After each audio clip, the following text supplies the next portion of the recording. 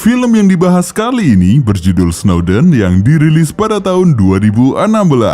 Film ini diangkat dari kisah nyata yang menceritakan tentang seorang mantan agen CIA yang membocorkan rahasia negara mengenai operasi yang telah dilakukan oleh CIA dan NSA dari penyadapan alat komunikasi sampai sabotase instalasi penting di berbagai negara. Seperti apakah kisahnya? Daripada membuat kalian semakin penasaran, langsung saja ke Di awal film diperlihatkan seorang taruna akademi militer sedang berlatih. Dia adalah Edward Joseph Snowden. Snowden lahir dari kalangan militer. Kakeknya adalah purnawirawan Laksamana yang bergabung di FBI, sedangkan ayahnya adalah anggota Coast Guard. Selain itu, Snowden memiliki keahlian di bidang komputer dan dunia cyber, bahkan dia mampu membuat suatu program atau software dengan waktu yang singkat.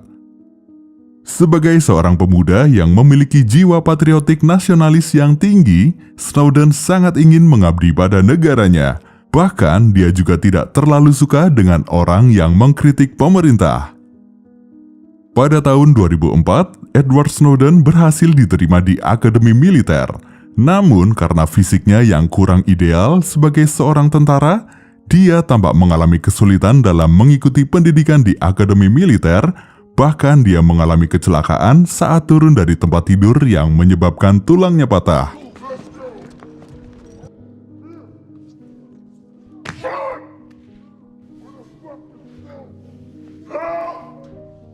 Hal itu menyebabkan dia dikeluarkan dari Akademi Militer.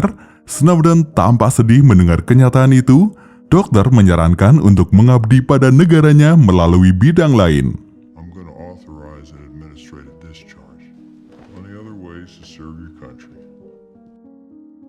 Snowden membutuhkan waktu yang cukup lama agar dia pulih kembali.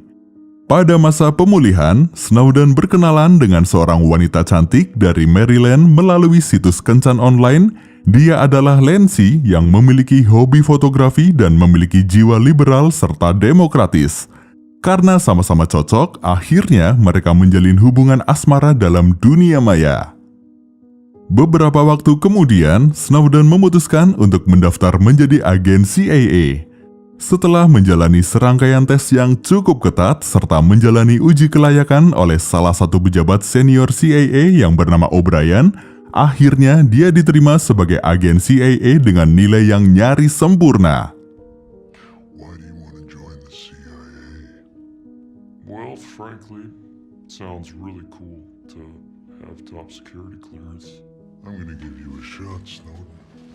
Thank you, sir. Thank you very much. You won't regret this. Pada tahun 2006, Edward Snowden mengikuti pendidikan di sekolah tinggi intelijen yang ada di Virginia yang bernama The Hill. Ketika dia masuk kampus, dia bertemu dengan teknisi dan instruktur CIA yang bernama Hank Forrester yang sedang membersihkan sebuah alat enkripsi Enigma yang bernama Sigaba. Snowden tampak terkesima dengan berbagai mesin yang ada di ruang itu. Kemudian mereka mengobrol. Hank mengatakan jika dia sedang membuat suatu alat yang ditempatkan dalam kotak berbentuk seperti Rubik Box, dan Edward meminta salah satu dari Rubik Box tersebut. Snowden kemudian memasuki kelas. Di kelas itu nampak beberapa siswa yang juga mengikuti pelatihan. Setelah itu, mereka semua ditugaskan O'Brien membuat jaringan komunikasi rahasia di kota asal mereka untuk mengetes kemampuan mereka semua. Tugas itu harus selesai dalam waktu 5-8 jam. Namun Snowden berhasil membuat jaringan tersebut hanya dalam waktu 38 menit. Hal itu membuat O'Brien dan siswa lainnya tercengang pada Snowden. O'Brien juga sangat bangga karena belum ada yang dapat membuat program dalam waktu secepat itu. Pada pembelajaran berikutnya, para siswa dihadapkan dengan studi kasus di mana Presiden Amerika pada saat itu dikabarkan telah melakukan penyadapan tanpa izin pengadilan. Padahal ada undang-undang yang menyatakan jika penyadapan dapat dilakukan dengan izin pengadilan. Dalam hal ini, apakah Presiden Amerika melanggar hukum? Pada pembelajaran ini, Snowden diajari tentang hukum visa atau visa card, yaitu sebuah undang-undang intelijen yang memberi kewenangan pada pihak intelijen untuk memberi tindakan hukum atas dasar kecurigaan tanpa menunggu putusan pengadilan yang dilakukan secara rahasia, serta ada surat perintah pengadilan yang sengaja dirahasiakan untuk menjaga kerahasiaan penyidikan. Sometimes these warrants have to be issued by secret courts so we don't alert the suspects we're spying on.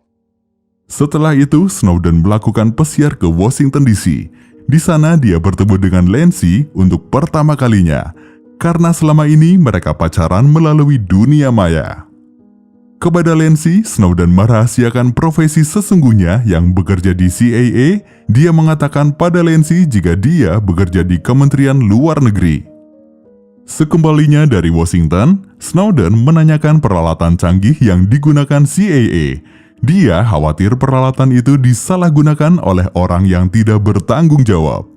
Kemudian O'Brien menyampaikan alat itu diperlukan untuk mempertahankan negara dari berbagai ancaman yang berkaitan dengan kondisi geopolitik. Ancaman teroris hanyalah ancaman jangka pendek dan dianggap biasa, namun ancaman yang akan datang dan paling berbahaya adalah berasal dari Rusia, China, dan Iran yang akan menyerang menggunakan suntikan SQL dan malware. Terrorism's a short-term threat. The real threats will come from China, Russia, Iran, and they'll come as SQL injections and malware. Menghapus semua data operasi CIA, termasuk data yang berhasil dia retas dari sistem CIA. Ketika dia sedang menghancurkan data, Sehingga pada tahun 2007, Edward Snowden ditugaskan ke Jenewa, Swiss untuk melindungi jaringan komputer dan internet CIA dari para peretas. Untuk menjaga keamanannya, di sana dia bekerja dengan perlindungan diplomatik PBB. Untuk mengetahui kelemahan sistem komputer CIA, Snowden mencoba meretas jaringan itu dan memperbaikinya kembali. Namun, hal tersebut malah dimarahi oleh Sharman, pimpinan CIA di Jenewa. Hal itu karena Snowden melihat data yang berbau politis yang seharusnya dia tak boleh lihat dan dia juga dituduh melanggar tupoksinya. Snowden kemudian disuruh ditemui oleh Gabriel, seorang agen CIA yang juga ahli IT. Gabriel menunjukkan sebuah aplikasi yang bernama XKeyscore, sebuah mesin pencarian informasi yang bisa melacak apapun dan siapapun hanya dengan menuliskan nama dan kata kunci. How is this all possible? So think of it as a Google search, except instead of searching only what people make public, we're also looking at everything they don't. Kemudian Snowden ditugaskan oleh Charles, salah seorang agen CIA dari Jenewa, untuk menyelidiki seorang banker asal Pakistan bernama Marwan yang memiliki banyak nasabah di Arab Saudi dan Rusia, dan melalui kamera laptop itu berhasil merekam saat adik ipar Marwan sedang ganti baju. Pencarian bukti dilanjutkan pada anak Marwan yang bernama Salma yang masih berusia 15 tahun. Salma memiliki pacar bernama Nadim yang tinggal bersama ibu Turkinya secara ilegal serta tak memiliki visa. Bukti-bukti itu kemudian diserahkan kepada Charles yang akan digunakan untuk menekan Marwan agar dia mau serta disinyalir memiliki hubungan dengan Al-Qaeda. Tujuan CIA menyelidiki Marwan untuk memanfaatkan dia mencari informasi perekonomian di Arab Saudi, Rusia, dan Al-Qaeda. Snowden pun meminta bantuan Gabriel untuk mencari informasi mengenai skandal yang pernah dilakukan oleh Marwan menggunakan XKeyscore. Namun Marwan sangat bersih sehingga pencarian dilakukan pada keluarganya, yaitu adik ipar Marwan. Ternyata XKeyscore dapat mengakses sebuah laptop walaupun dalam kondisi tak menyala, menuruti apa yang CIA inginkan. Dengan melakukan hal itu, pihak CIA akan selalu menang dalam negosiasi. Pada suatu malam, Marwan diajak oleh Charles dan Snowden ke sebuah klub malam. Sepulang dari sana, Charles memiliki rencana jahat dengan membiarkan Marwan untuk menyetir dalam kondisi mabuk. Setelah itu, Charles akan menelpon polisi agar Marwan ditangkap dengan tuduhan menyetir dalam keadaan mabuk. Di sana, dia ditugaskan untuk membuat program seperti XKeyscore, namun kemampuannya jauh lebih baik. Program itu dapat menyadap dengan skala besar serta mempunyai database yang kuat. Program itu bernama Epic Shelter. Marwan can't be away from his family right now. So in the morning when he's facing a week of jail, we're gonna offer him a deal, and he won't turn it down. Kemudian ketika Marwan di penjara, dia akan ditekan untuk mengikuti apa yang diinginkan CIA. Namun rasa kemanusiaan Snowden muncul, dia menolak rencana tersebut karena itu dapat membunuh Marwan. Tapi Charles mengancam Snowden dan mengungkit tindakan Snowden yang pernah meretas jaringan CIA tanpa izin. Snowden pun pulang dengan perasaan kecewa dengan cara kerja yang dilakukan temannya tersebut. Selain itu, dia juga merasa hanya dimanfaatkan oleh Charles. Hal itu dia lakukan karena tak sesuai dengan prinsipnya. Selain itu, Snowden juga ingin hidup bahagia bersama Lancy. Tapi, tak lama kemudian, Snowden dikontrak oleh NSA dan ditugaskan di Jepang yang dapat memantau jaringan komunikasi dan menyadap satu negara Jepang. Tak hanya itu, dia juga melakukan sabotase dengan membuat program atau chip kecil yang ditanam pada berbagai objek vital seperti pembangkit listrik dan sangat selektif dalam mengakses media, bendungan, dan rumah sakit dengan tujuan jika pada suatu saat Jepang bukan sekutu Amerika lagi, maka dengan satu klik dapat memadamkan seluruh Jepang. Namun ternyata tak hanya Jepang, pihak Amerika juga melakukan hal yang sama di berbagai negara seperti China, Rusia, Iran, Venezuela, Meksiko, Jerman, dan Austria. Selanjutnya, Snowden kembali ditugaskan di pengawasan teroris untuk memantau pergerakan dan ancaman dari teroris. Tapi, hal mencengangkan kembali muncul bahwa tidak hanya teroris yang diawasi, namun juga para pemimpin negara dan pimpinan di dunia industri. Pihak NSA mencari informasi skandal yang dilakukan pejabat di berbagai negara, baik skandal seks maupun korupsi. Hal itu bertujuan untuk menekan mereka saat bernegosiasi, agar negosiasi dapat berjalan sesuai yang NSA inginkan. Tak hanya itu, mereka juga ternyata menyadap semua orang yang menggunakan alat komunikasi. Informasi dari 40 kontak saja, pihak NSA sudah dapat mengetahui data 2,5 juta orang. Itu merupakan suatu hal yang mengerikan, dan itu dilakukan untuk mengendalikan sosial dan ekonomi serta melindungi supremasi Amerika. Berbagai informasi membuat Snowden, tapi hal itu membuat Lancy tidak mereka bertengkar. Hal itu karena Lancy yang sangat menyukai fotografi. Semenjak itu, hubungan asmara mereka naik turun. Delete those. I'm sorry, you can't have stuff like that on your hard drive. Setelah Snowden menyelesaikan tugasnya di Jepang, dia memilih mundur dari NSA. Snowden kemudian menuju ke Maryland untuk memperbaiki hubungannya dengan Lancy dan ingin kembali hidup tenang bersama Lancy. Beberapa hari kemudian, Snowden mendengar kabar tentang 3 orang pejabat NSA yang ditangkap FBI karena melakukan keluhan atas penyalahgunaan wewenang yang dilakukan NSA dengan menyadap semua orang. Begitu juga dengan salah satu pejabat lain yang ingin mengubah sistem dari dalam, namun ketika dia gagal, dia mendatangi pers tapi malah dituduh sebagai mata-mata yang membahayakan negara. Kejadian itu membuat Snowden gelisah dan merasa terpanggil untuk melakukan perbaikan, sehingga Snowden kembali masuk CIA hanya sebagai konsultan solusi. Selain itu, Snowden juga bertemu dengan salah satu seorang pejabat CIA. Dia memberitahu ada serangan cyber dari China, lalu dia menawarkan tugas baru kepada Snowden untuk pergi ke Hawaii. Di sana nantinya, Snowden akan ditempatkan di divisi pertahanan untuk melawan tim cyber China.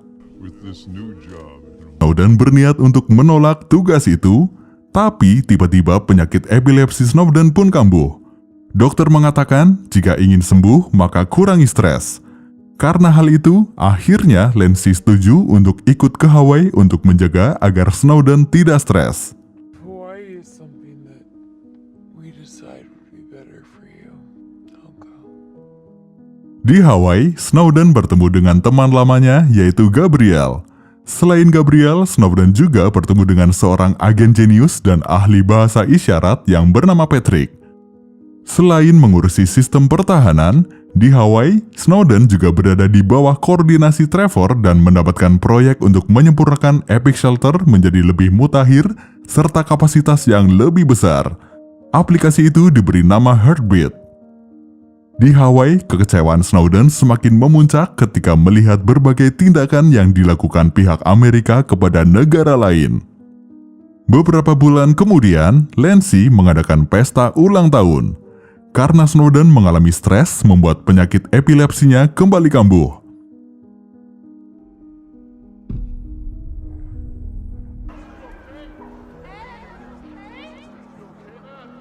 Setelah sembuh, Snowden berbicara dengan O'Brien melalui video conference. Ternyata pihak CIA telah menyadap Snowden dan juga Lancy. Aman memberitahukan hal tersebut pada Lancy untuk menjaga keamanan Lancy dan menyuruh Lancy pulang ke Maryland. Pada malam harinya, Snowden menghubungi wartawan senior The Guardian yang bernama Laura. Snowden meminta bertemu di Hong Kong, bertempat di Hotel Mira 2 minggu yang akan datang dengan petunjuk memainkan Rubik Box. Pada pagi harinya, Snowden masuk kantor seperti biasanya. Ketika melihat situasi kantor yang sedang sibuk, Snowden kemudian menyalin data-data rahasia CIA dan NSA, termasuk data sadapan orang di seluruh dunia ke sebuah microSD miliknya, kemudian memasukkan microSD tersebut ke dalam Rubik Box-nya. Tak lama kemudian, Snowden pulang dengan alasan sedang tidak enak badan, dan saat akan melewati pos pemeriksaan, Snowden mencoba mengelabui petugas jaga dengan melemparkan Rubik itu pada petugas untuk memainkannya. Ketika pemeriksaan telah selesai, petugas itu memberikan kembali Rubik itu kepada Snowden tanpa curiga. Pada 3 Juni 2013, Snowden pergi ke Hong Kong untuk bertemu dengan Laura dan Daniel, wartawan The Guardian di Hotel Mira. Snowden bermaksud mengungkap data paling rahasia pada pers. Sebelum diwawancara, Snowden meminta Laura dan Daniel agar menyimpan HP-nya di dalam microwave dengan tujuan memutus sinyal UHF. 2013, Snowden kedatangan wartawan senior The Guardian yang bernama Mike Exkel yang ingin membuktikan bahwa Snowden mantan agen beneran atau bukan. Snowden kemudian menunjukkan paspor, lencana CIA dan NSA. Snowden juga mengatakan jika ini murni keinginannya karena kecewa pada CIA dan NSA yang menyalahgunakan wewenang dengan menyadap semua orang. Snowden juga menyerahkan microSD yang berisi dokumen CIA dan NSA kepada Mike Exkel sekaligus menunjukkan aplikasi XKeyscore. Kemudian mereka terlibat perdebatan mengenai strategi publikasi sampai resiko yang mungkin terjadi jika hal itu dilakukan, mulai dari penjara sampai kehilangan nyawa. Setelah melalui perdebatan, akhirnya berita itu dimuat pada tanggal 5 Juni 2013 secara online dengan judul NSA mengumpulkan rekaman telepon penduduk Amerika setiap hari. Berita itu langsung menggembarkan dunia dan menjadi hot news. Pemerintah menanggapi berita itu dengan menyatakan mereka melakukan hal tersebut untuk alasan keamanan. Pada tanggal 9 Juni, Snowden menggugah statementnya sendiri dan menjadi trending topik. Atas tersebarnya rahasia itu, Edward Snowden dituduh sebagai pengkhianat dan juga penjahat oleh Amerika. Pemerintah Amerika lalu mencabut paspor Snowden untuk membantu Snowden keluar dari hotel dan melindunginya dari penangkapan. Daniel meminta bantuan kepada Thibault, seorang pengacara terkenal di Hong Kong. Did you get through? Yeah, this is the best I could do. I've met a lot of astonishing people in my life. I won't let you down. Thanks for everything.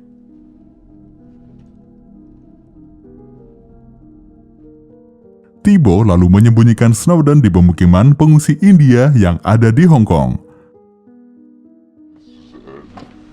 Ed and I are good people. They won't talk. Just in case you're arrested, this is where you can call me. Thank you so much. Setelah 10 hari bersembunyi dan mendapat bantuan dari Thibault, Snowden akhirnya bisa pergi ke Moskow. Dan di akhir cerita, pemerintah Rusia memberi suaka kepada Snowden dan mendapatkan izin tinggal 3 tahun di negara tersebut. I'm now here live from Moscow.